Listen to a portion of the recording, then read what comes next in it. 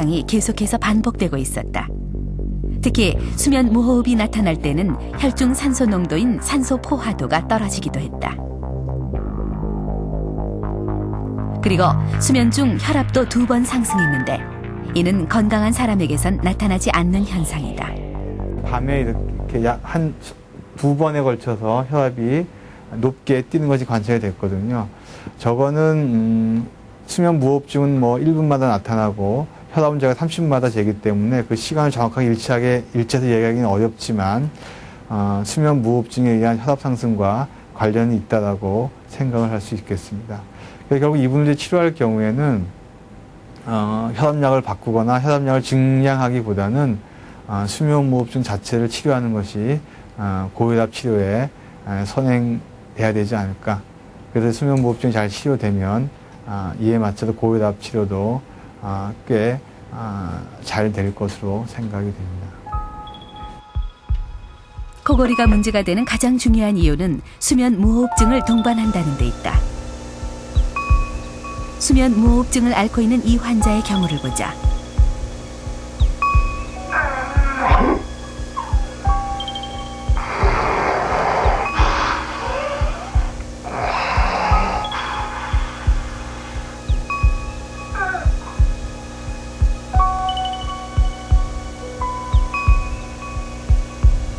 두 차례 힘들게 코를 곤 다음 숨을 멈춘다.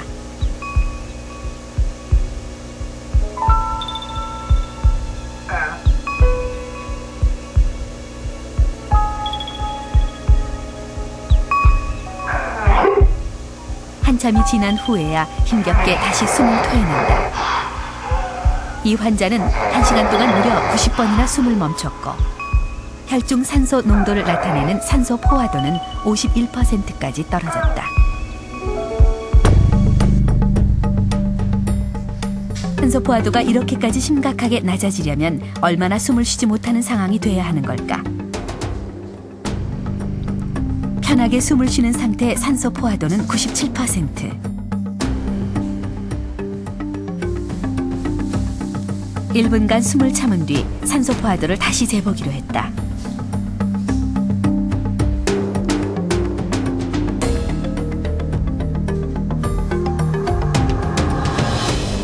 일 분 뒤 산소 포화도는 91%까지밖에 떨어지지 않았다. 그리고 숨을 다시 쉬자 바로 정상 수치로 돌아왔다.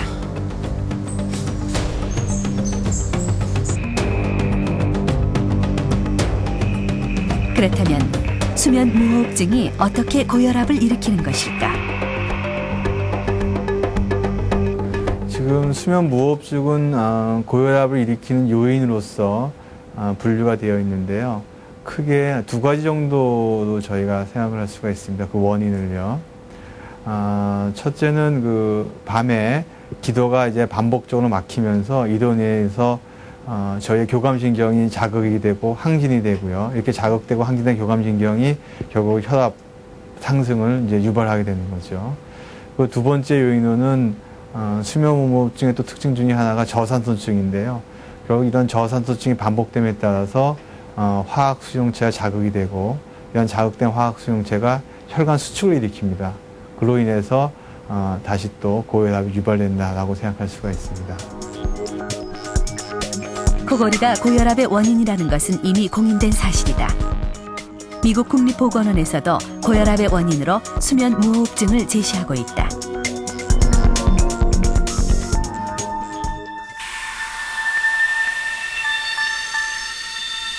수면 중 체내에 유입되는 산소의 양이 줄어들면 혈중 산소 농도도 떨어지게 된다. 그렇게 되면 심장은 더 많은 혈액을 공급하기 위해 심장 박동수를 무리하게 올린다. 마찬가지로 뇌혈관의 산소 농도도 떨어져 뇌에서는 불안하거나 초조할 때 나타나는 교감신경 자극 현상이 일어난다. 교감신경이 자극되면 혈압이 올라가 인체는 상당한 스트레스를 받는 상태가 된다.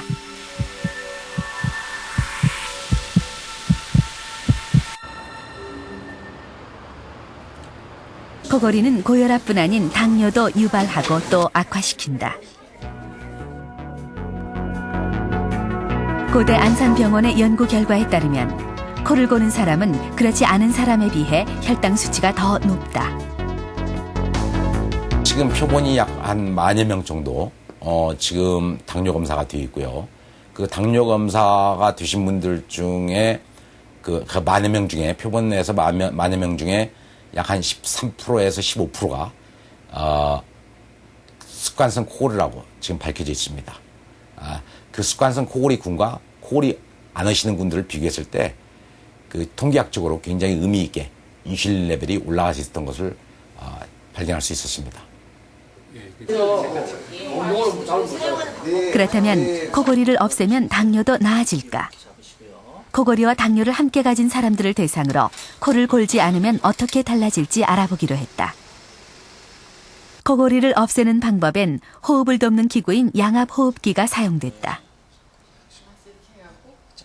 실험 일주일 후, 식후 2시간 뒤에 평균 혈당 측정치는 163.5에서 123.5로 무려 40이나 떨어졌다. 지금 우리가 그 가설적으로 알고 있는 거는 이 자율신경계에 특히 그 교감신경을 자극해가지고 인슐린 레벨을 높이고 그럼으로써 인슐린 저항성이 유발되는 당뇨의 전 단계, 이제 이게 지속되면 당뇨가 되겠죠. 그런 기준으로 코골이가 당뇨를 유발한다고 이해를 하고 있습니다. 코골이가 당뇨를 일으킨다는 사실은 지난 2002년 미국 하버드대의 보건대학에서도 밝혀냈다.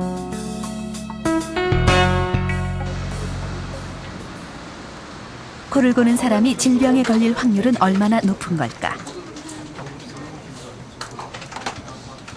직장인 51명에게 코를 고는지 물었다. 코를 좀 골다가 잠시 이제 숨을 멈추는 경우 이제 옆에서 이제 자던 친구가 좀 당황을 해서요. 좀 급하게 좀 그 119까지는 아니더라도 탱크 지나간다는 거 그 2층에서 제가 잠들었는데 그 부모님들이 집이 무너지는 줄 알고 두 분이 다 뛰어나왔고 어디서 나는 소리인지 찾은 적은 있습니다. 코골이가 있는지, 있다면 얼마나 심한지에 대해 설문조사를 실시했다. 그리고 전원이 간단한 신체 검사를 받았다. 직장인 조사 결과 코골이가 있는 사람이 없는 사람에 비해 고혈압이 3배 이상 높게 나타났다. 서울 아산병원에서는 4년 동안 코골이와 성인병의 관계를 조사한 바 있다. 코골이와 수면무호흡증을 주소로 해서 저희 병원에 내원한 환자들 한 460명을 대상으로 조사를 했는데요. 중증도가 덜 심한 사람과 심한 사람을 그룹으로 나누어서 각각 가진 병을 조사를 했습니다. 고혈압이 심하면 심할수록 점점 더 심해지는 것을 알 수 있었고요. 내분비 질환이라든가 심장병 또 폐질환 등이 중증도가 더 심하면 심할수록 유병률이 더 높아지는 것을 알 수 있었습니다. 서울 아산병원의 조사 결과다. 코를 심하게 골수록 고혈압을 앓는 사람도 늘어난다.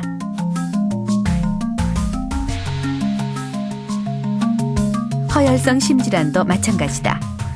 코골이가 심할수록 허혈성 심질환의 발생률도 5.3%에서 20.4%까지 올라간다. 코골이는 마치 흡연이나 콜레스테롤처럼 다양한 질병의 직접적인 원인이다. 코를 고는 소리는 건강에 적신호가 왔다는 경고음으로 절대 그냥 지나쳐서는 안 된다.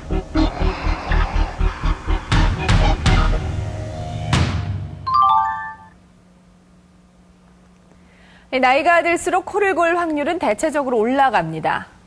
40대 남성의 24.2%, 50대 남성의 33.7%, 그리고 60대 29.9%가 습관적으로 코를 곱니다.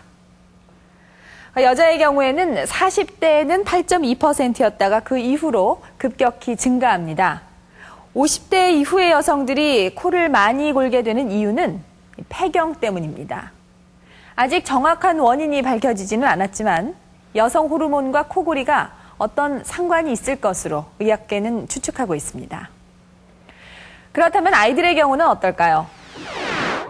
조사 결과에 따르면 10대 소녀는 12.4%, 10대 소녀는 8.5%가 코를 곱니다. 코골이 아이들도 코를 고는 어른들처럼 낮에 심하게 졸거나 만성 피로에 시달리는 것 같은 증상을 보이는데요. 중요한 것은 이